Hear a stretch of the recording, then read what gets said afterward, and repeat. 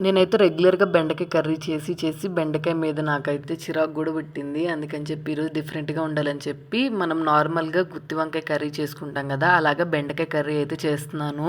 First ఒక బాండీ తీసుకొని అందులోకి కొంచెం ఎండు కొబ్బరి, అలాగే ధనియాలు, కొంచెం మెంతులు, కొంచెం జీలకర్ర, కొన్ని జీడిపప్పు, అలాగే గసగసాలు, కొంచెం నువ్వులు ఇవన్నీ వేసుకొని బాగా లో ఫ్లేమ్‌లో 10 మినిట్స్ అయినా ఫ్రై చేసుకోవాలి పచ్చివాసన పోయేంత వరకు. తర్వాత వీటిని చల్లార్చుకొని ఒక మిక్సీ జార్‌లో వేసుకొని ఇందులోకి టేస్ట్‌కి సరిపడినంత సాల్ట్ అలాగే కారం వేసుకొని ఒకసారి గ్రైండ్ చేసుకొని అలాగే 2 టమాటాలు, కొంచెం వాటరు, కొంచెం అల్లం వెల్లుల్లి పేస్ట్ వేసుకొని ఇట్లాగ మెత్తగా పేస్ట్ లాగా అయితే గ్రైండ్ చేసుకోవాలి. ముందుగా మనమైతే బెండకాయలు ఇలా మధ్యలోకి అయితే కట్ చేసుకొని ఉంచుకున్నాను నేను. వీటిలోకైతే ఈ మసాలా అంతా ఇలా పెట్టుకుంటున్నాను. మీరు కావాలనుకుంటే డైరెక్ట్‌గా బెండకాయలను ఫ్రై చేసేసుకొని నార్మల్‌గా మనం కర్రీలాగా చేసేసుకోవచ్చు. నేనైతే బెండకాయలు చప్పగా ఉంటాయని ఇలా చేశాను.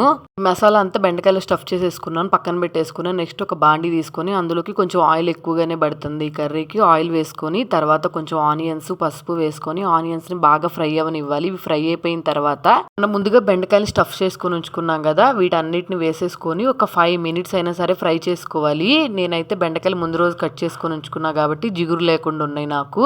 కొంచెం ఫ్రై అయిపోయిన తర్వాత ఒక హాఫ్ కప్ చింతపండు రసము, కొంచెం వాటర్ వేసుకొని అయితే ఈ కర్రీని బెండకాయలు మెత్తగా కుక్ అయ్యేంత వరకు కుక్ చేసుకొని స్టవ్ ఆఫ్ చేసే ముందైతే మనం కొంచెం కొత్తిమీర వేసుకున్నాం అనుకోండి కర్రీ అయితే రెడీ అయిపోతుంది. టేస్ట్ చాలా బాగుంది. ట్రై చేయండి ఒకసారి.